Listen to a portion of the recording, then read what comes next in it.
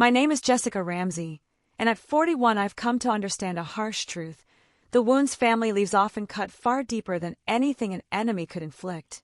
The hospital smelled of disinfectant mixed with the heavy air of shattered hopes.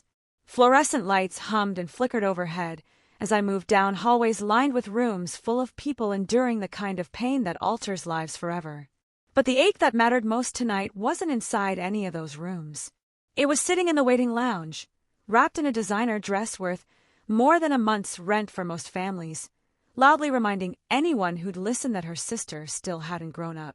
That sister was Emma, 2 years younger than me and always the family's shining star. At 39, she had everything our parents admired: a wealthy surgeon husband, a mansion tucked into the suburbs, luxury cars that doubled as status symbols. And then there was me, the so-called disappointment, the one who had wasted her potential chasing impractical dreams instead of settling down. But let me start at the beginning. Emma and I were raised in a small town in Ohio, and from the start we couldn't have been more different. She was the cheerleader, prom queen, and future wife of the quarterback, already sketching out her wedding plans before senior year ended. I was the girl with sunburned shoulders from afternoons, spent devouring military history books, the teenager who could disassemble and reassemble a rifle before most kids my age even knew how to drive, the one who preferred documentaries on special forces over the rom-coms Emma and her friends adored. Our father, James Ramsey, a mechanic who had served 2 tours in Vietnam, loved us both. But it was painfully clear which daughter's path earned his admiration. When Emma announced her engagement to Dr. Michael Hartford at 22, Dad threw a full-blown celebration. When I told him at 18 that I was enlisting in the Army, his only response was a pat on my shoulder and a lukewarm, "Well, at least you'll learn some discipline." The favoritism showed in subtle ways at first. Family dinners where Emma's achievements always took center stage. Her new house, Michael's medical conferences, their latest vacation to Europe. Meanwhile, my deployments were dismissed with a passing comment, if they were mentioned at all. Emma even had a favorite line when introducing me to her friends. "This is my sister Jessica. She's still playing soldier." It stung, but I buried myself in the work. I thrived in basic training, pushed through officer candidate school, and found my place in military intelligence. While Emma was organizing baby showers and society luncheons, I was mastering satellite image analysis, coordinating with CIA operatives, and making choices that carry the weight of saving or costing lives. The real fracture came 5 years ago at our cousin Sarah's wedding.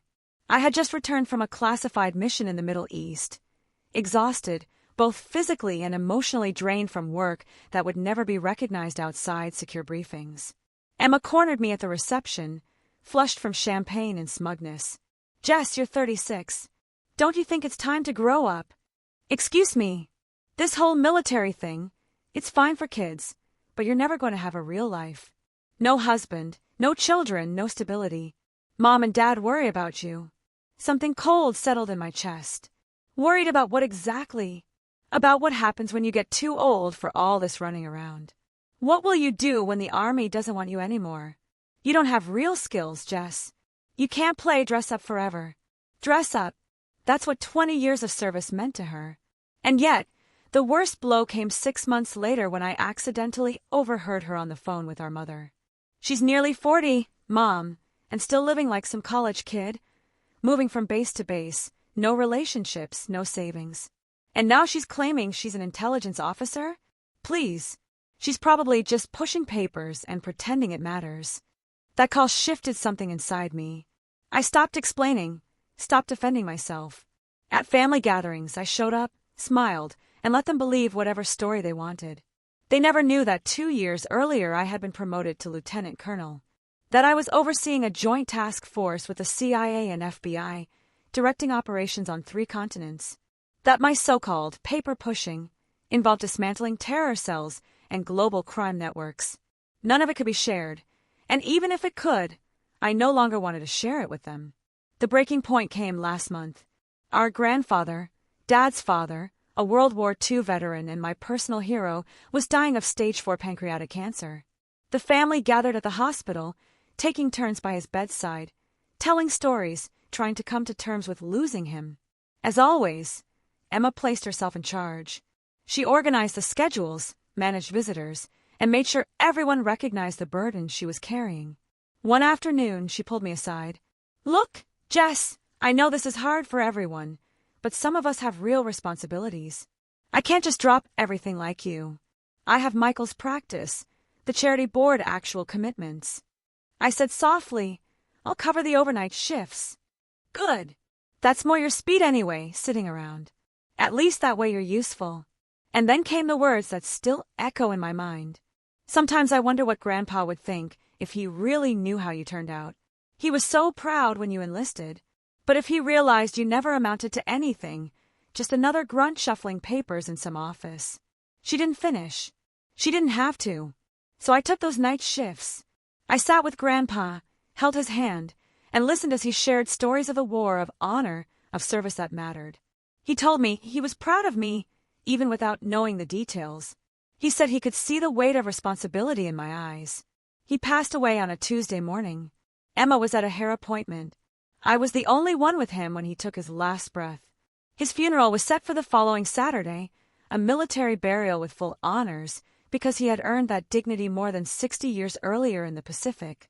Naturally, Emma took control of the arrangements, treating it as if it were another one of her grand social events. "I've invited everyone," she declared at a family meeting. "All of Dad's old Army buddies, Mom's book club, the neighbors, Michael's colleagues. Grandpa would want a big crowd." What Emma couldn't have known was that Grandpa's service file had been thoroughly examined during the burial preparations.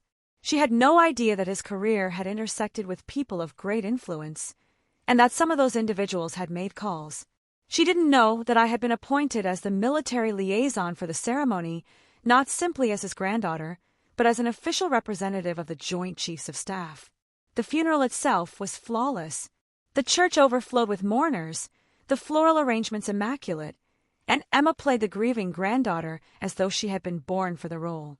Her eulogy drew tears from nearly everyone, speaking eloquently about Grandpa's honor, his love of family, and his devotion to service.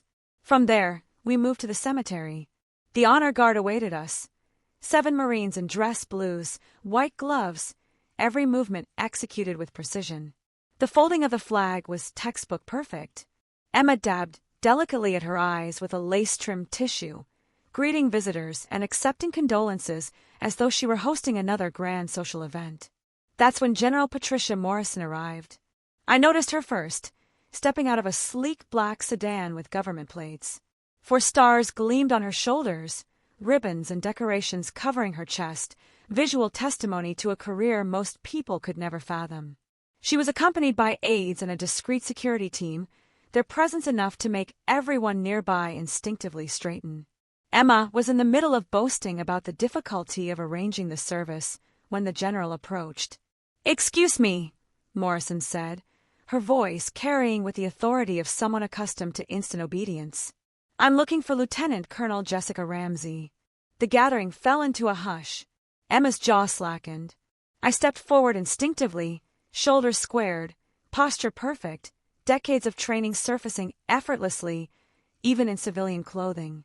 "General Morrison," I greeted, offering my hand. "Thank you for coming." "Colonel Ramsey," she returned firmly, gripping my hand like someone who knew exactly who I was. "I'm sorry for your loss. Your grandfather's record speaks volumes. I also understand he was enormously proud of you. All eyes were on us." Emma looked like someone had struck her across the face. General Morrison turned to the crowd. Her voice carried across the cemetery like a commanding bell. "Ladies and gentlemen, you are standing in the presence of one of our nation's finest officers. Lieutenant Colonel Ramsey has led Operation Nightfall for the last 3 years, a joint task force that has stopped 17 terrorist plots and dismantled 12 international smuggling networks. Most of her work is classified, but I can tell you her grandfather's legacy lives in every mission she carries out." She shifted her gaze back to me, her tone softening but still loud enough for every ear to catch. "Colonel, the Secretary of Defense has asked me to deliver his gratitude for your service and to inform you personally that your promotion to full colonel has been approved. Congratulations." The silence was suffocating.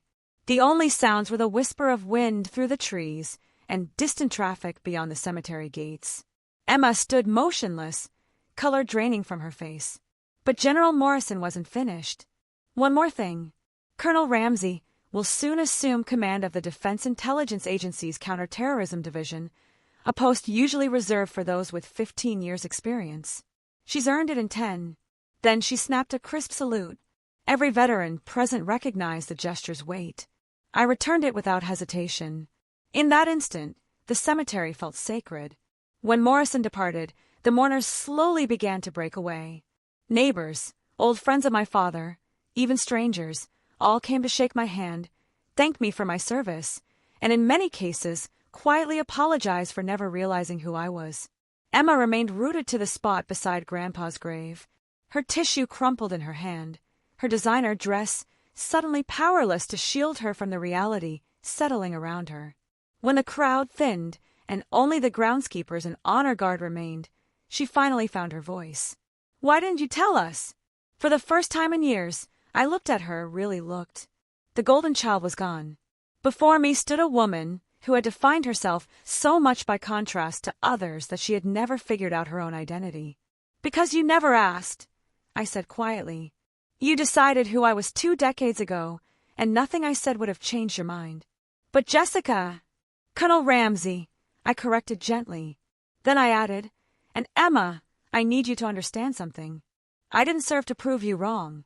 I didn't put my life on the line, sacrifice safety, relationships, and comfort just to win an argument with family. I did it because it mattered. While you were comparing homes and planning luncheons, people were plotting to kill Americans. And I was one of the few standing between them and success." Her tears fell then, real ones, unperformed for the first time in years. "I'm sorry," she whispered. "I'm so sorry, Jess. I never knew." "No," I answered softly. "You didn't. But you could have asked. You could have trusted that maybe, just maybe, your sister knew what she was doing." The groundskeepers were nearly finished. Soon Grandpa would rest among fellow veterans, honored yet largely unremembered beyond their families. "What happens now?" Emma asked. I studied her, the girl who had shared my blood, my parents, my childhood, but had never truly known me. "Now you return to your life, and I return to mine," I replied. "And maybe someday, if you truly want to understand, you can ask me about my work. Not to judge, not to compare, but because you finally care to know who I am." She nodded faintly, smudging her makeup as she wiped at her eyes. "I'd like that," she murmured. As I walked away, I felt something I hadn't in years, peace. Not vengeance, not triumph, but the quiet relief of finally being recognized for who I truly was. My duty would go on. The dangers wouldn't disappear.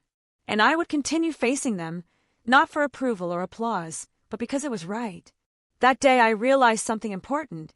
The respect of others pales beside self-respect. Yet sometimes, both together can finally mend wounds that family leaves behind. General Morrison had been right. Grandpa would have been proud, not because Emma had been humbled, but because I had lived by the very values he taught. Honor, duty, service. The rest was meaningless noise. 3 weeks later, my phone rang. It was Emma! Not to apologize again, not to explain herself, but to ask if I'd meet her for coffee and finally share my story. Really share it. I said yes, because sometimes the greatest victory isn't proving anyone wrong. It's giving them the chance to finally see you as you are.